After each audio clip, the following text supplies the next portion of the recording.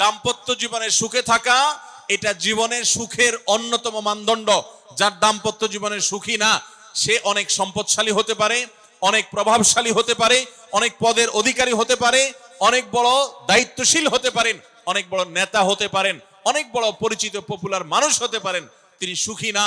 সুখের অন্যতম বড় একটা প্যারামিটার হলো দাম্পত্য জীবনে সুখী হওয়া, স্বাচ্ছন্দ্যশীল হওয়া। টাকা পয়সা এবং সামাজিক অবস্থান দিয়ে মানুষ সুখী হয় না। আমাদের কাছে অনেক মানুষ এসে চোখের পানি ফেলেন, তাদের সামাজিক অবস্থান অনেক মজবুত, কিন্তু তারা পারিবারিকভাবে সুখী নন। সুখের সাথে এই টাকা পয়সা এবং সামাজিক অবস্থানের সম্পর্ক আপনি যতটা আছে মনে করেন, বাস্তবে ততটা নাই। তাহলে কিসের সম্পর্ক? আসুন আমরা সেই জায়গায় চলে যাই। নাম্বার 1, আপনার দাম্পত্য জীবনের সুখের জন্য সর্বপ্রথম এবং প্রধান করণীয় হলো আল্লাহ তাআলার কাছে অনেক আগে থেকে দোয়া করতে থাকা। দাম্পত্য জীবনে সুখের জন্য দোয়া কিভাবে করতে হবে আল্লাহ শিখিয়ে দিয়েছেন।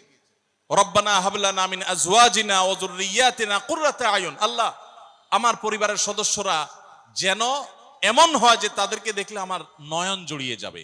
ওয়াজআলনা লিল মুত্তাকিনা ইমামা। আর আমাদের সবাইকে, গোটা পরিবারকে আপনি মুত্তাকিদের ইমাম বানায় দেন, সৎ মানুষ বানায় দেন। কারণ সৎ যদি না হয়, আল্লাহভীরু যদি না হয়, তাহলে কখনো তাদের মাধ্যমে আপনি সুখ শান্তি পেতে পারেন না। তাহলে প্রথম করণীয় দাম্পত্য জীবনের সুখের জন্য, সুখী দাম্পত্যের জন্য আল্লাহর কাছে দোয়া করতে থাকা। সূরা ফুরকানের ৭৪ নম্বর আয়াত, এর পাশাপাশি আরো যত আয়াত আছে, অথবা সাধারণভাবে আপনি আল্লাহর কাছে, আল্লাহ আমি ভালো সঙ্গী যেন পাই সেজন্য দোয়া করতে থাকবো। আল্লাহ আমাদেরকে তৌফিক দান করুন। দাম্পত্য জীবনের সুখের জন্য দ্বিতীয় গুরুত্বপূর্ণ বিষয় হলো জীবন সঙ্গীর সঙ্গে নির্বাচন করার ক্ষেত্রে অন্য যাই থাকুক আর না থাকুক, ধার্মিকতা আছে কিনা এটা দেখতে হবে। এটা যদি দেখেন তাহলে সেক্ষেত্রে ইনশাআল্লাহ আপনি সুখী হবেন। এখানে মুশকিল হলো আজকাল মেয়েদের বোরকা পরলেই মনে করা হয় ধার্মিক, ছেলেরা নামাজ পড়তেছে মনে করা হয় ধার্মিক।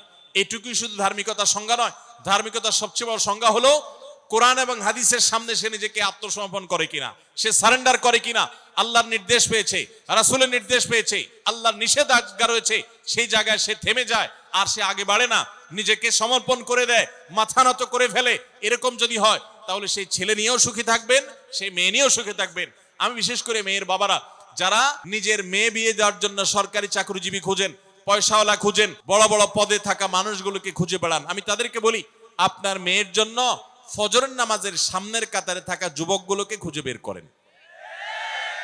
দাম্পত্য জীবনের অনেক গুরুত্বপূর্ণ একটা পয়েন্ট হলো এটা, যে আপনি তার রূপ লাবণ্য, সামাজিক অবস্থান, সম্পদ, পয়সা কড়ি এগুলো দেখেন বা না দেখেন, প্রধান বিবেচ্য বিষয় হবে তার ধার্মিকতা। এটা যদি দেখেন ইনশাআল্লাহ দেখবেন যে আপনি সুখে থাকবেন। তৃতীয় যে পয়েন্টটি বলতে চাই তা হলো দাম্পত্য জীবনে সুখী হতে হলে সবর এবং শুকর, এই দুইটা মূল মন্ত্রের কোনো বিকল্প পথ খোলা নেই। সেটা স্বামীর জন্য প্রযোজ্য, স্ত্রীর জন্য প্রযোজ্য।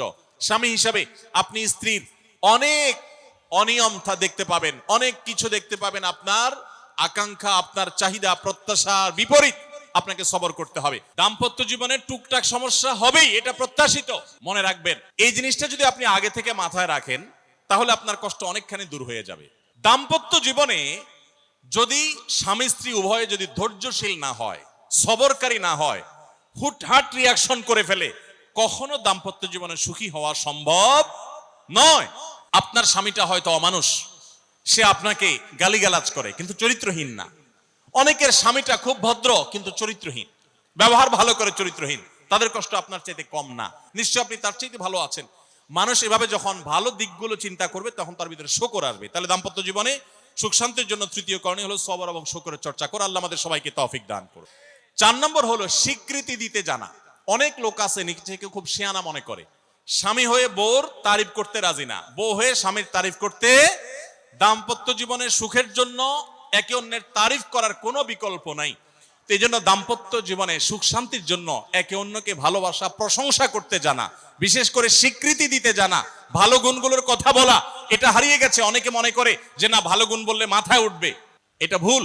মাথায় উঠবে সেটা ব্যালেন্স করার জন্য আপনাকে অন্য কাজ করতে হবে, কিন্তু তাহলে প্রশংসা করতে কার্পণ্য করা যাবে না, স্বীকৃতি দিতে হবে। 5 নম্বর হলো দাম্পত্য জীবনের সুখ শান্তির জন্য একে অন্যের কনসার্নের জায়গাগুলো আছে, ইস্যুগুলো আছে, এগুলোকে মাথায় রেখে চলতে হয়। যেমন আপনি স্বামী হিসাবে বউয়ের বাপের বাড়ির মানুষদের বদনামি থাকলেও করবেন না, কারণ কোনো মেয়ের কাছেই নিজের বাপ মা, নিজের ভাই বোনের কোনো দোষ শুনতে ভালো লাগে।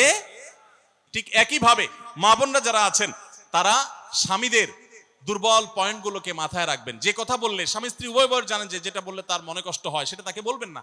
এই বিষয়গুলো মাথায় রেখে চলা, যে কি বললে তার কষ্ট হয়, ইনশাআল্লাহ এতে দাম্পত্য জীবনে সুখ শান্তি হবে।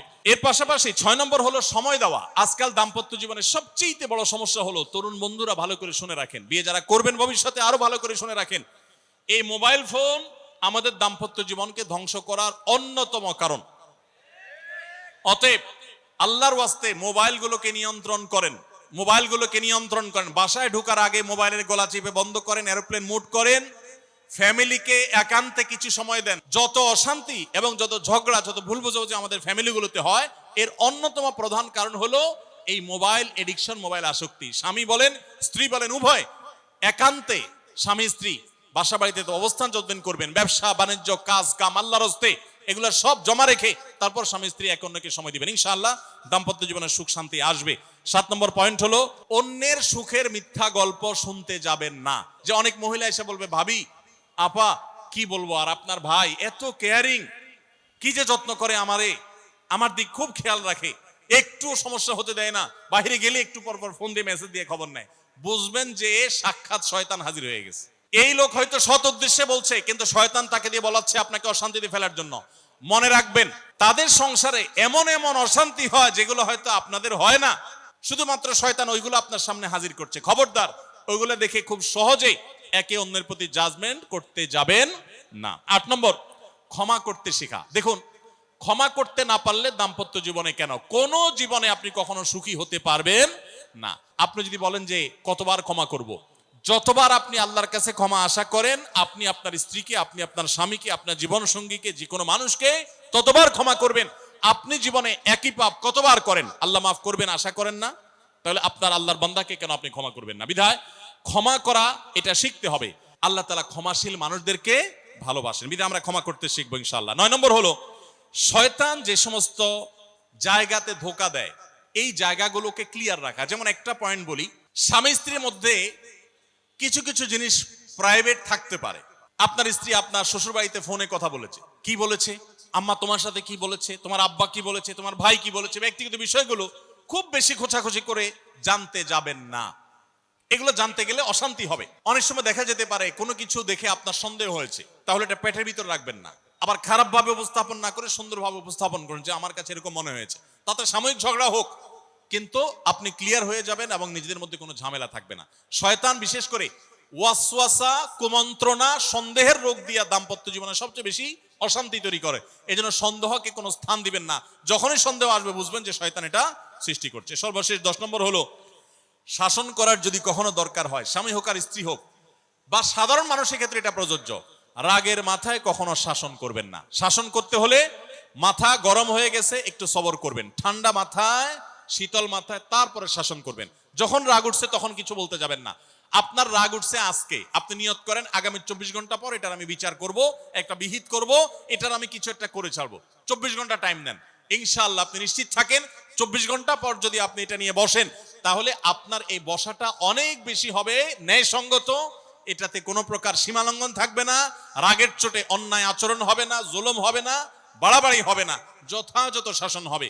এই জন্য ভাইরা, রাগ যখন হয় ওই টাইমটাতে ঝগড়াঝাটি করতে হয় না। আল্লাহ তাআলা আমাদের সবাইকে সুখী দাম্পত্য জীবন নসিব করুন, বলুন আমিন।